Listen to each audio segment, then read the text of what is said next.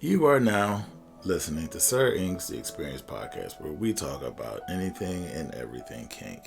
Now, this podcast is only catered to those that are 18 and above and may not be suitable for work, or as we like to say, NSF. But remember, you can always listen to us during your private time. Hello, kinky and kinkiers folk out there. My name is Sir Ink, and on this podcast, I'm going to discuss red flags. Yes, red flags. And why do we not see some red flags? Even though when you come into this lifestyle and if you're learning, you're taught about red flags. But why, even though we're taught about red flags and we're taught about our rights and we're taught about what our roles are and what safeguards are, what aftercare is, why do we ignore the obvious? And some red flags are, I would say, maybe not so obvious. And when they become obvious, you already may be so committed to that person or so attached to that person or so connected to that person that you're willing to write off a red flag as like, oh, that's how he or she is. Instead of saying, that's a red flag, that's a violation of me, and this needs to change or stop. So why do we keep going down that road, ignoring red flags, ignoring the signs, or when the signs do pop up, why do we not address it and pause everything until those things are resolved? Why? And it is my belief that we are so thirsty. We are so wanting this lifestyle. We are so wanting that connection. We are so wanting to serve or to be served or to protect or to guide that we ignore red flags. And a lot of times the red flags are discussed in a way of a dominant, maybe taking advantage of a submissive. But we also know that that goes the other way around. You have a submissive that takes advantage of the situation with a dom. And so a lot of times what I see from the stories I've heard, a lot of times we want the experience. Oh my God, we want the experience. We want to feel what other people feel about the lifestyle. You know, the connection, you know, the in-depth serving, the in-depth sessions, and the sexual pleasure. And we want all that.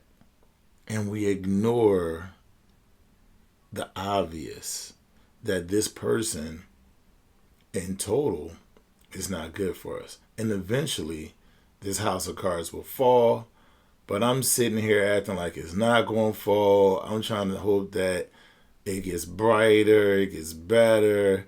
And like I said, a lot of times we feel as though we can help fill the cracks that people have within them with our love and our protection, and we hope that that is enough to get them to see something more, something better. But no, red flags are red flags. And when you see red flags, don't continue to play on. You know, especially if you're deeming those red flags to be like, oh, he's a fake. You absolutely got to shut that down. You have to be able to spot fakes from the beginning. They can't even get into your zone. Now, you may have someone that gives you red flags, but it's from something from their past, and not necessarily that they're fake. They could be a true dom. They could be a true sadist. They could be a true submissive. But the things from their past still come up, and that impedes on what you guys, what you two, or you three, or you four, or this family, this connection that you formed is not cohesive because not everybody's on the same page, and someone is allowing some energy from somewhere else to come between the good vibes that y'all have. And so it's imperative to understand what red flags are to you. What a red flag is to me may not be a red flag to another dominant. What's a red flag to one submissive may not be a red flag to another submissive.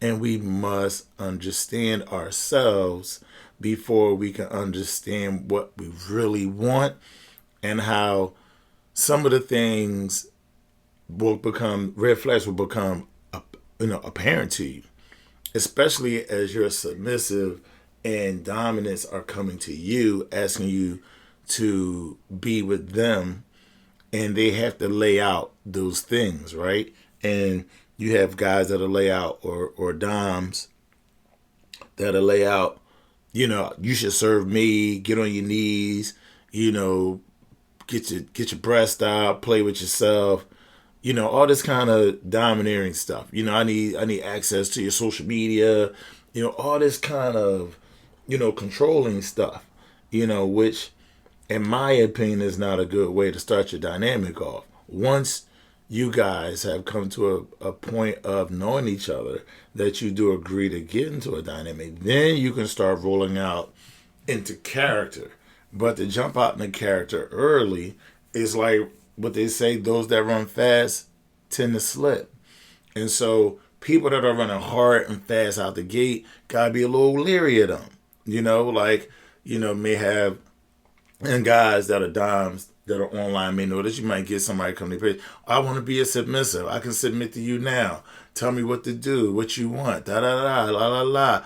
And I want to post you, daddy. Daddy this, daddy that, sir this, sir that. I mean, you just have to be careful of the people that come in hot and heavy. Hot and heavy is a red flag. Hot and heavy is a red flag because it's a pace that, number one, can you keep up with?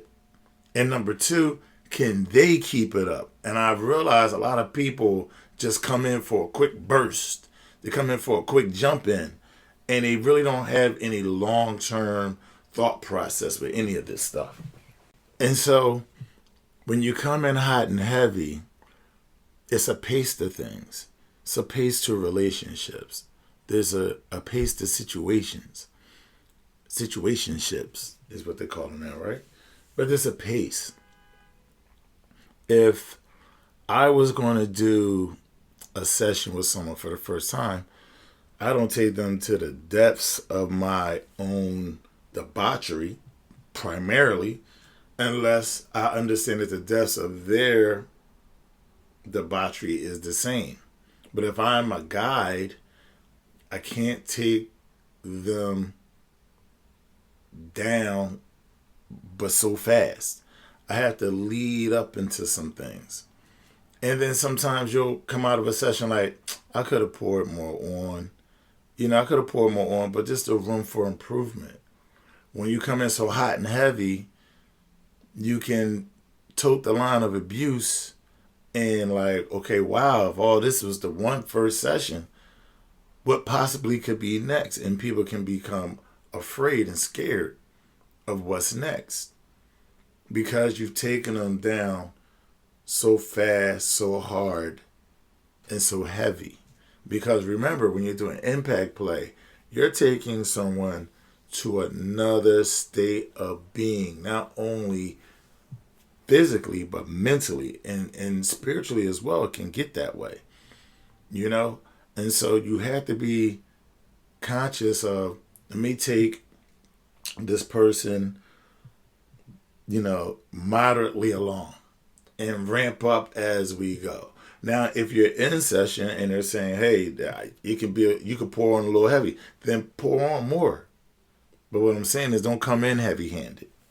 Come in kind of light to medium-handed and see how the reaction is going and then ramp up. For submissives, if you truly want to submit, if you agree with the gentleman in question, if you like him, if you like what he's about, and you feel as though you can submit to him, why be disagreeable? Why try to challenge his authority Why be a disruptor? Now, a lot of times brats can be considered to be along this slash of being disruptors, disgruntled, never satisfied, having that brat behavior. However, there are some women, and I would say, and I deal with women, so I'm going to say women, but of course, doms can be male or female, and subs can be male or female. But in my experience with female submissives that are brats or have brat tendencies, not all brats are disruptors.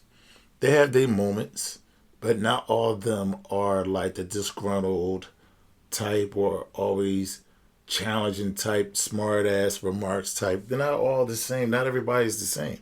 Some people definitely have some bratty tendencies that's more like, I need your attention. And it's not in a bad way. It's just like, I need you, daddy, or need you, sir, or whatever the case may be. It's more so like a need, right? A needy kind of thing than it is I'm not getting my way. I'm gonna knock the cup off the table. That kind of need and attention. So there's a difference in brats as well. And it's also up to you to know, as a dom, I don't really like brats. That's not really my thing. They don't really do it for me. So if you know that, then you don't go that route. If you're the type that do not want a slave, someone who's going to go that far in the servitude, and you really like more of a baby girl, then that's cool too. But it's all about knowing yourself. And the same thing for submissives. It's the same thing. You have to know what suits you and what type of dom suits you best, right? So if you're a baby girl, you need more of a daddy dom. A sir might work. A master, maybe not. If you're a brat, right? Brats, daddy doms, maybe even masters could do well with you. If you're the type that's, real bratty and real flippity of the mouth, you might need a master, someone who's going to check you. That might be what you need, is to be put in place, right? Whereas the daddy doms with brats sometimes let them get over too much because they look at, oh, baby girl, they have a smooth or nonchalant way of dealing with it. But you need to know if you can handle a dom that ignores you, or do you need the dom that's going to respond to you and set your mind right, or put you in a place that you feel as though you need to be back in. And that's the kind of attention you need. If you're more of the serving type, a sir or a master may be better for you, especially if you're a slave, right? If you're a slave, you want to serve and be told what to do all the time. You don't want to think. You want to have your choices early.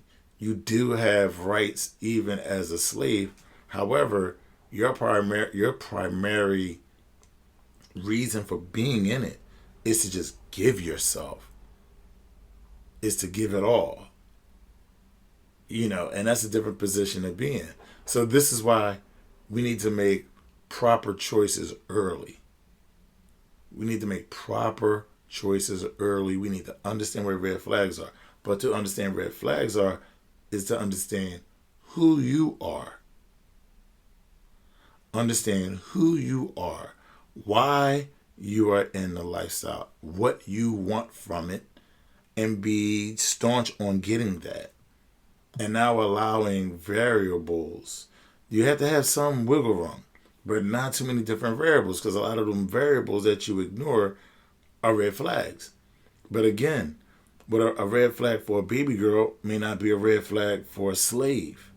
So you have to understand who you are primarily, have that well thought out, have that programmed in you, because when the attention comes to you, you need to be able to differentiate what is healthy for you and what's going to help you get to where you want to go, and what is not healthy for you and what is anti-productive to where you want to go. But what do you think? leave a comment below. You know where to find me, Sir INQ, on Instagram, Facebook, and on YouTube. And again, Facebook not so much, but definitely Instagram and YouTube. You can also email me at sirinq09@gmail.com. And until next time, peace.